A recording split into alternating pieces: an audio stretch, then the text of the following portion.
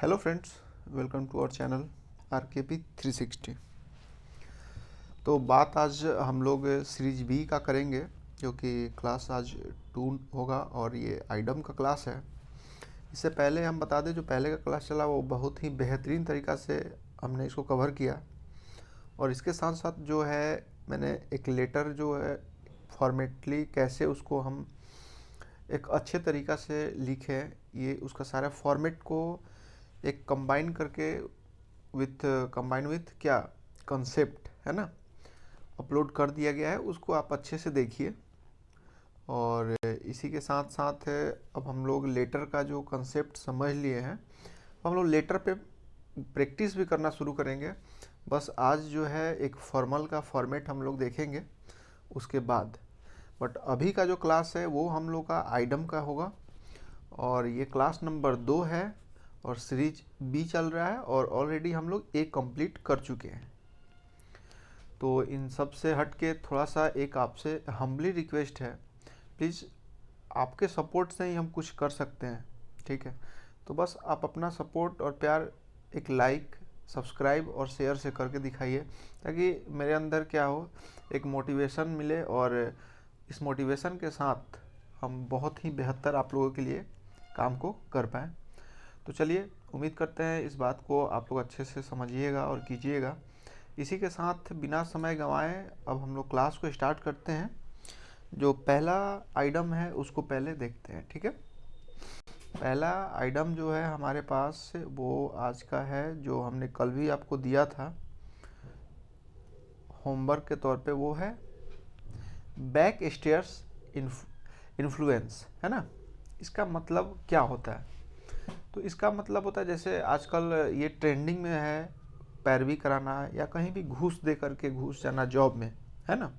तो उसी को बोलते हैं बैक स्टेयर। यानी इसके वर्ड से भी आपको पता चल रहा है ना, बैक स्टेयर्स मतलब पीछे के सीढ़ी से, ठीक है। स्टेयर्स का मतलब क्या, सीढ़ी होता है, बट इसको हम तोड़ करके एक लॉजिक के तौर पे याद कर रहे हैं, ठीक है। बैक स्टेयर्स का मतलब पीछे के सीढ़ी से। स्टेयर्स मतलब होता है किसी चीज़ का, जैसे सीढ़ी होता है ना, जैसे घर पे चढ़ने के लिए, छत पे चढ़ने के लिए हम लोग का सीढ़ी होता है, उसी तरीक़ा से ये सीढ़ी है। तो ये बैक स्टेयर्स हम लोग याद करेंगे पीछे के रास्ते से, ठीक है, यानी कि पैरवी, ठीक है। एक लॉजिक से याद रखिएगा, बैक स्टेयर का मतलब क्या होता है, पैरवी, ठीक है।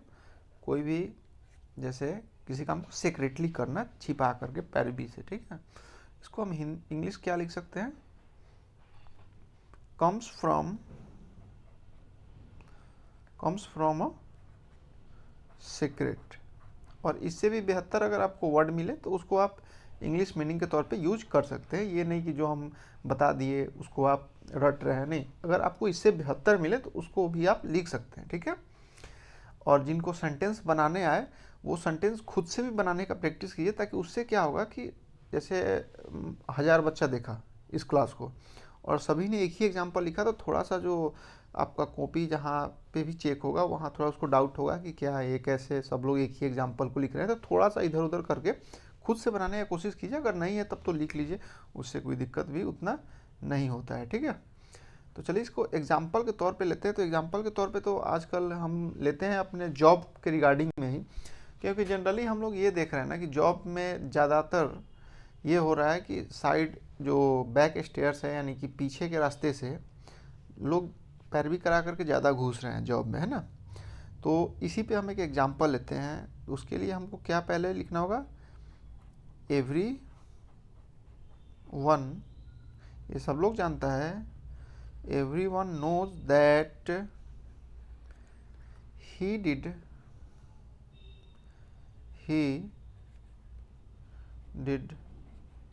Not get the job on his merit, ठीक है। ये सब लोग जानता है कि वो जो जॉब लिया है या जॉब पाया है वो उसका मेरिट बेस जॉब नहीं है। तो भाई वो जॉब है कैसा, तो इट वाज, ठीक है, बैक स्टेयर्स, है ना, बैक स्टेयर्स इन्फ्लुएंस, ये हम लोग आइडम को यूज करके LUENCE, इसको आप लोग अच्छे से देख लीजिएगा, हम अंडरलाइन कर देते, ये हमारा हो गया आइडम। ठीक है, कहने का मतलब है, अच्छा एक यहाँ पे ग्रामर जो है उसको समझिए। ये जो ईट है वो किसके लिए आया है, तो ईट जो है ये हमारे जॉब के लिए आया है। ठीक है, ठीक है। तो चलिए, अब यहाँ से हमको ये पता चला कि जो उसका जॉब है वो क्या एक पैरवी से या फिर किसी तरीके से मेरिट से तो जॉब नहीं लगा है, उसका जो है पैरवी से जॉब लगा है। ठीक है, अब हम उसी तरीक़ा से देखते हैं number second, bad blood. Bad blood का मतलब क्या होता है ना, कि जैसे होता है हमारा आज लड़ाई हो गया, बट ये लड़ाई हमेशा बरकरार रहता है, मतलब दुश्मनी जो है, लड़ाई तो आज हो जाता है लेकिन दुश्मनी हमेशा बना रहता है। तो इसको हम क्या, बैड ब्लड उसको बोलते हैं ना, पुरानी पुरानी दुश्मनी, पुरानी दुश्मनी। ठीक है, ये इसको क्या बोलते हैं, इनमिटी भी बोल सकते हैं। ठीक है, इसका मतलब होता है पुरानी दुश्मनी। अब इसको एज ए एग्जाम्पल हम कैसे यूज करेंगे उसको देखिए। ठीक है, क्योंकि मेन जो आपके एग्जाम में है वो एग्जाम्पल ही पूछा जाता है। ठीक है, suppose that there is a bad blood, है ना, there is a bad blood, और दुश्मनी किसी के बीच में होता है तो बिटवीन टू फैमिलीज लिख सकते हैं आप ऐसे, टू फैमिलीज। कहने का मतलब जो है, ये जो दुश्मनी है, ये जो दो फैमिलियों के बीच का जो ये पुरानी दुश्मनी है। ठीक है, चलिए आज तो मज़ेदार मज़ेदार आइटम मिल रहा है, ये आप लोग अपने रेगुलर जो कन्वर्सेशन होता है उसमें भी आप यूज कर सकते हैं। एक आपका जो एक लैंग्वेज होता है उसको एक और बेहतरीन तरीक़ा से आपको बना देगा। तो इसलिए इसको रेगुलर लाइफ में यूज़ किया कीजिए, ताकि ये यूज़ करने से ये हमको बेनिफिट होता है कि हमको याद ज़्यादा दिन तक रहता है। बैड हैट, ठीक है, बैड हैट, इसके वर्ड्स नहीं लग रहा है। बैड हैट मतलब क्या, बैड का मतलब होता है बेकार, गंदा, तो बैड हैट का मतलब क्या होगा, दुष्ट व्यक्ति। जो व्यक्ति होता है ना, बहुत व्यक्ति मतलब बहुत पर्सन ऐसे होते हैं जो बहुत बेवकूफ़ टाइप का होते हैं, जानबूझकर किसी को खोदते रहते हैं ना, उसी के लिए यूज किया गया दुष्ट व्यक्ति। ठीक है, दुष्ट व्यक्ति, ठीक, जो क्या करता है, जो जानबूझकर क्या करे,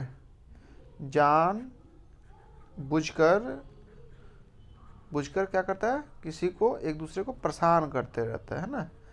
इस तरीका का लोग हमारे सोसाइटी में क्या होते हैं, भरे पड़े हैं, जानबूझकर परेशानी पैदा करना, लिख सकते हैं इसको आप, पैदा करना। ठीक है, अब बात आती है इसको इंग्लिश में हम कैसे लिखेंगे। तो इसको इंग्लिश में आप सिंपल लिख सकते हैं, पीपल ऑफ क्या, इसका कैरेक्टर क्या हो, बैड हो, बैड कैरेक्टर।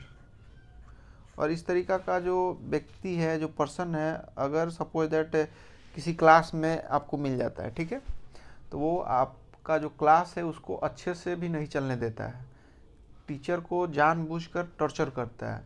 ठीक है, तो वो आपका क्लास क्या करता है, डिस्टर्ब करता है जानबूझकर। तो उसके लिए हम एग्जाम्पल एक लेते हैं कि इफ़ यू हैव, अगर if you have bad hat, मतलब दुष्ट व्यक्ति है अगर आपके पास, बैड हैट्स कहाँ पे है, in your class, in your class, it will never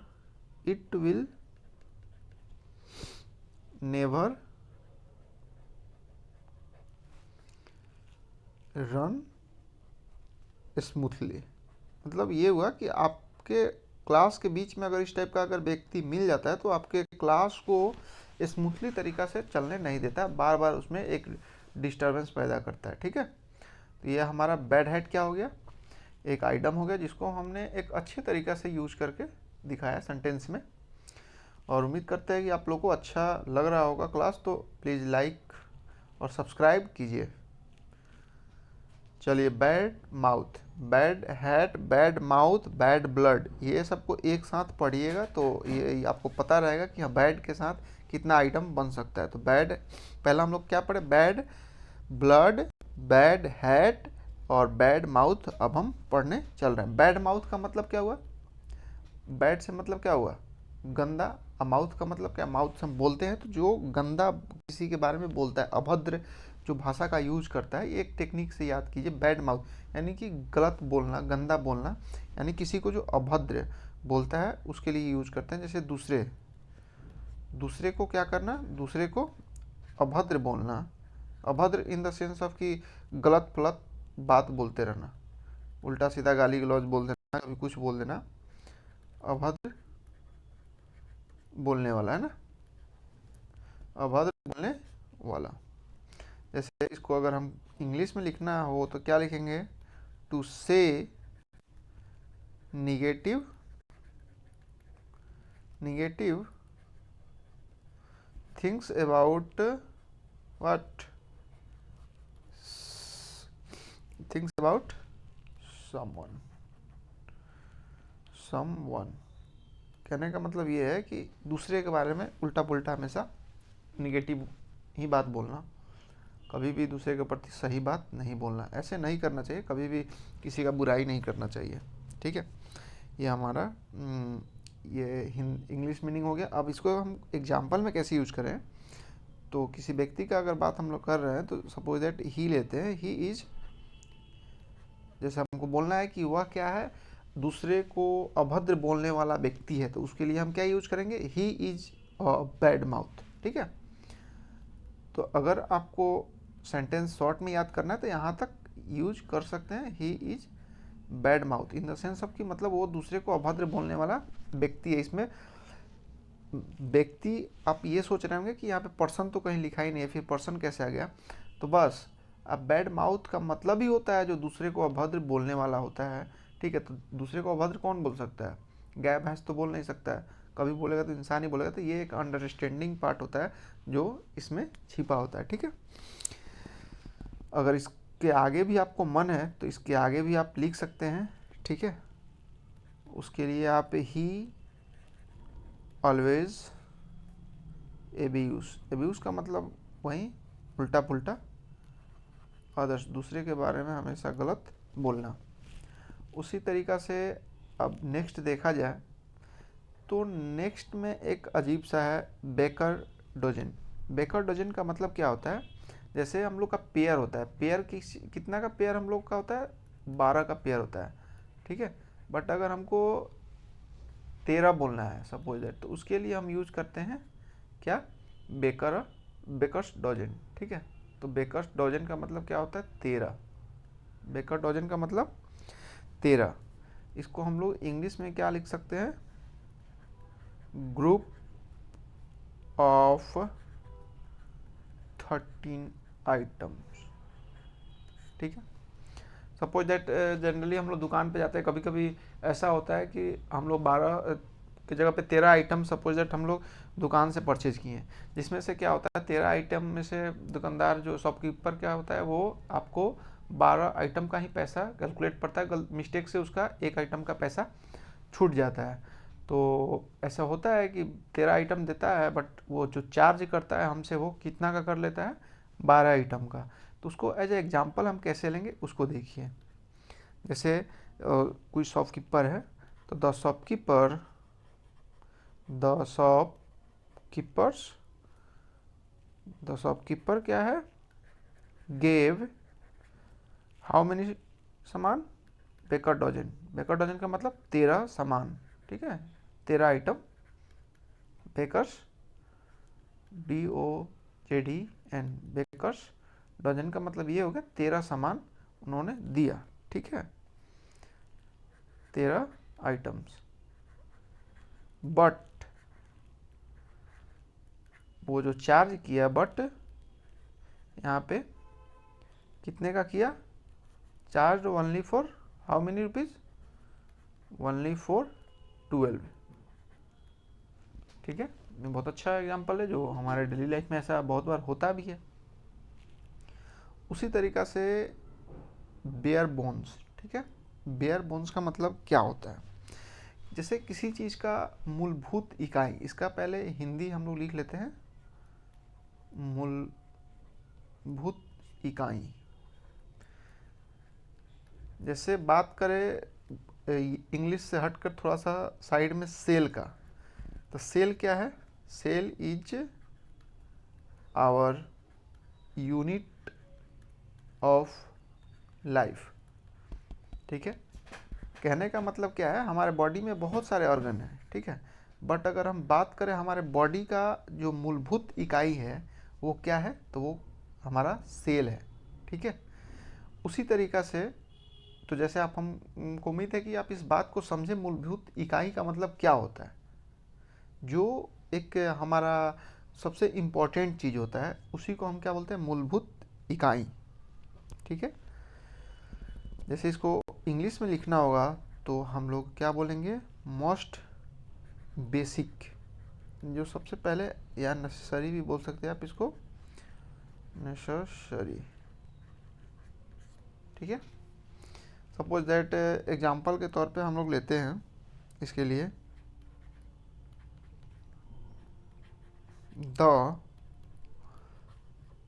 bear bones, the bare bones जो है किसी चीज़ का, ठीक है, जैसे हमारा ये आपका एक बायोलॉजी का क्वेश्चन भी बन गया जो बीपीएससी में इस बार पूछा भी था। ठीक है, cell is our unit of life, ये क्वेश्चन जो है बीपीएससी में इस बार 17th बीपीएससी में पूछा था, ये 17th बीपीएससी में पूछा हुआ इस बार का क्वेश्चन है। तो ये सेल क्या है, हमारा मूलभूत इकाई है, मूलभूत आधार है जीवन का। ठीक है, उसी तरीक़ा से the bare bone of something,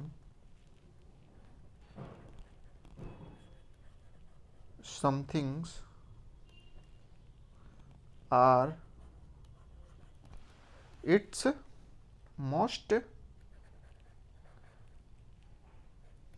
basic part, मतलब वो एकदम बेसिक पार्ट होता है किसी चीज़ का, मूलभूत इकाई। अपने सेल से ही आप समझ सकते हैं कि जो हमारा सेल है वो हमारे लाइफ का एक सबसे बेसिक, ठीक है, मतलब जहाँ से हम लोग का लाइफ स्टार्ट होता है वहाँ से वो चीज़ है, बट ये क्या है, एक बहुत ही इम्पोर्टेंट चीज़ है हमारे बॉडी में। ठीक है, तो अब हम बात करते हैं बी इन नेम ओनली, और इसको आप देखने से ही पता चल रहा है ना, बी इन नेम ओनली।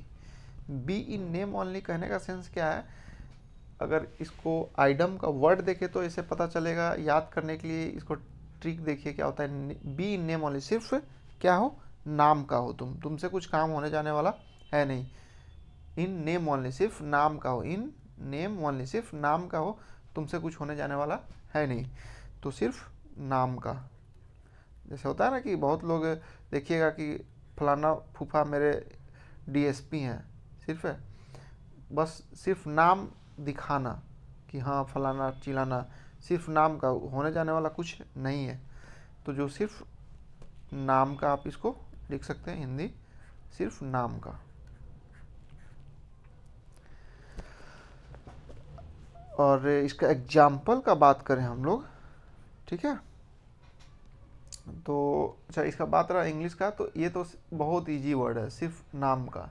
तो ये आप लोग एक होमवर्क करके आइए और इसको कमेंट बॉक्स में बताइएगा इसका इंग्लिश हम लोग क्या लिखेंगे। ठीक है, और अब हम लोग देखते हैं इसको हम सेंटेंस में कैसे यूज करेंगे, यूज इन सेंटेंस, ये देखते हैं हम लोग सबसे पहले। जैसे सपोज दैट इंडिया, ठीक है, इंडिया में क्या होता है, एक होते हैं पीएम और एक होते हैं प्रेसिडेंट। तो हम लोग को पता है प्रेसिडेंट जो होते हैं वो सिर्फ उनका ये जो पद है वो सिर्फ नाम का पद होता है, जितने भी काम होता है वो कौन करता है, हमारे पीएम साहब करते हैं, ठीक है। तो इससे आप समझ सकते हैं जो प्रेसिडेंट है वो एक पोस्ट है, बस नाम मात्र का पोस्ट है। ये भले ही इंडिया का सर्वोच्च व्यक्ति ये होते हैं, बट ये सिर्फ नाम का है। जितने भी सारे काम होते हैं वो कौन करता है, पीएम करते हैं ना। तो इस पे ही हम लोग एग्जांपल लेते हैं, इससे बेस्ट एग्जांपल शायद हम लोग को नहीं मिल पाएगा। In India the president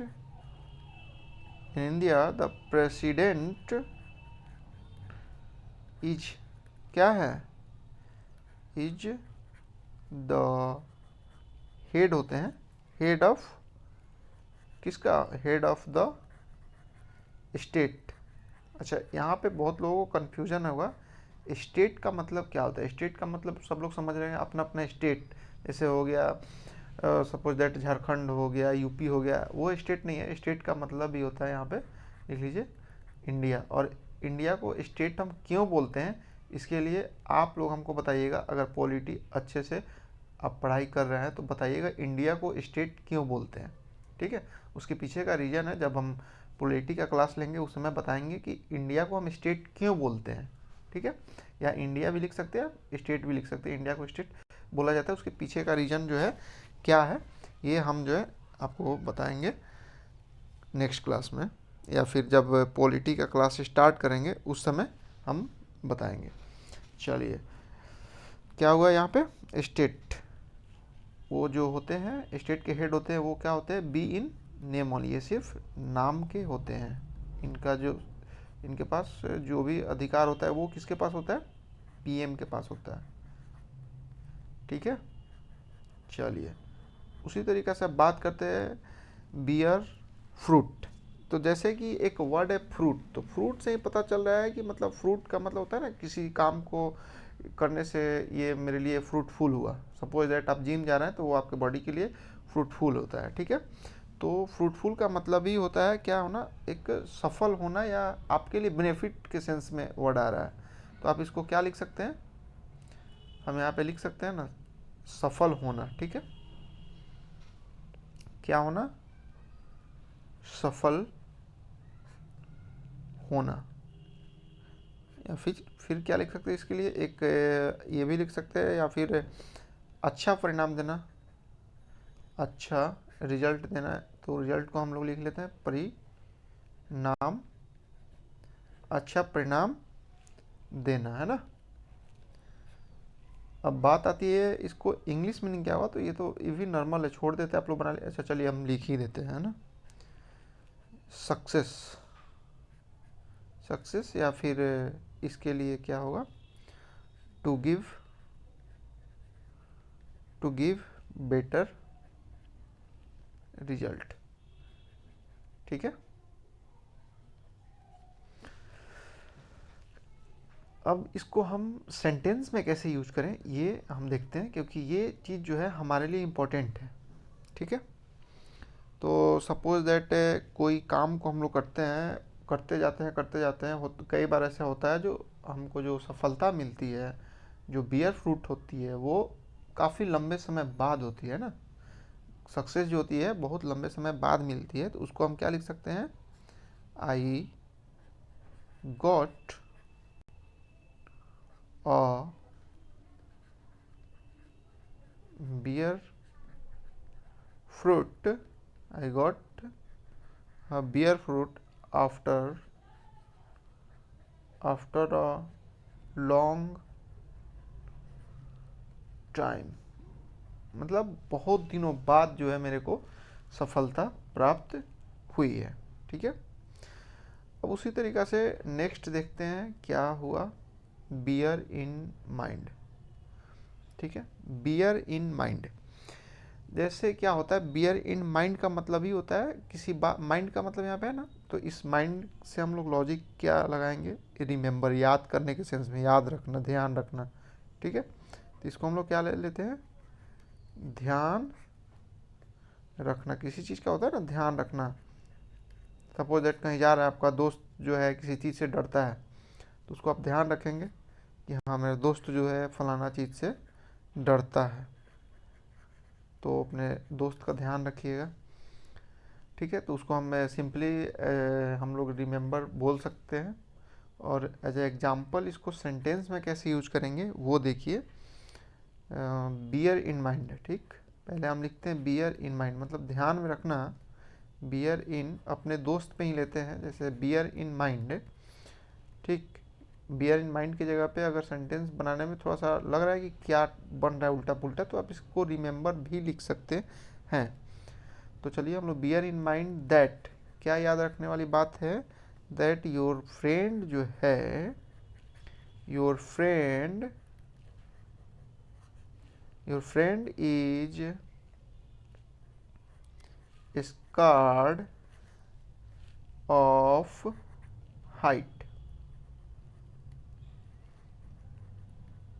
HEIGHTS, Heights, ठीक है। मतलब क्या होता है, डरना, ऊंचाई से डरना। आपका जो दोस्त है उसको क्या होता है, ऊंचाई से डर लगता है, इस बात को आप ध्यान में रखिएगा, है ना।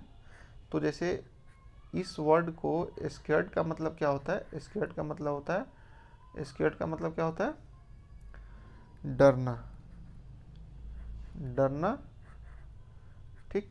और स्केर्ड जो यहाँ पे वर्ड है, इसी से रिलेटेड एक और वर्ड है जिसको हम यहाँ पे लिख देते हैं।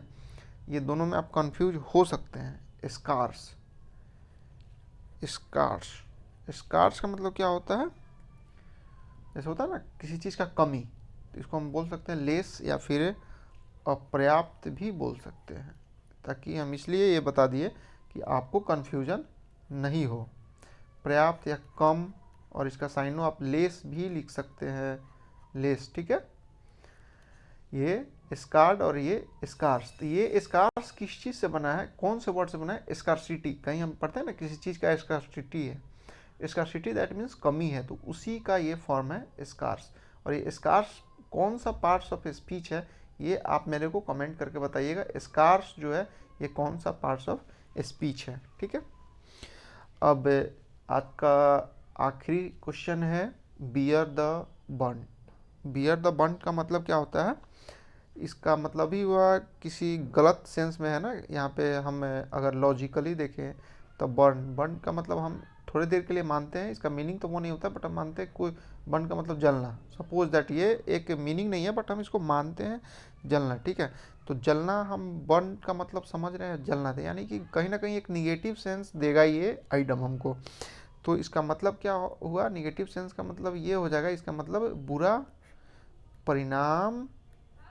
बुरा परिणाम क्या होना, बुरा परिणाम भुगतना, बुरा परिणाम को भुगतना, ठीक है, बुरा परिणाम को भुगतना।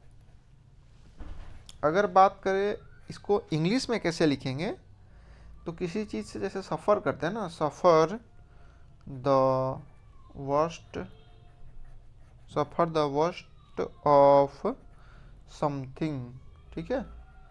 यानी किसी बुरे चीज़ से सफ़र करना, यानी कि किसी चीज़ को झेलना, बुरा चीज़ को झेलना, है ना, भुगतना जिसको ऐसे बोलते हैं हम लोग।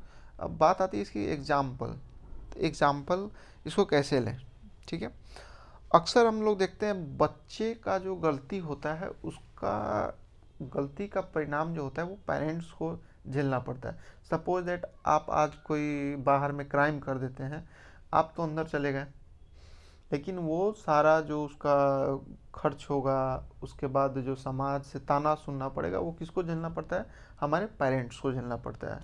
तो जनरली ये हमारे समाज में होता है, बच्चों ये सोचते नहीं हैं और वो गलत करते हैं, और उसका परिणाम किसको भुगतना पड़ता है, उनके पेरेंट्स को भुगतना पड़ता है। अक्सर ये देखा गया है। तो इसको हम एग्जाम्पल के तौर पे लेते हैं।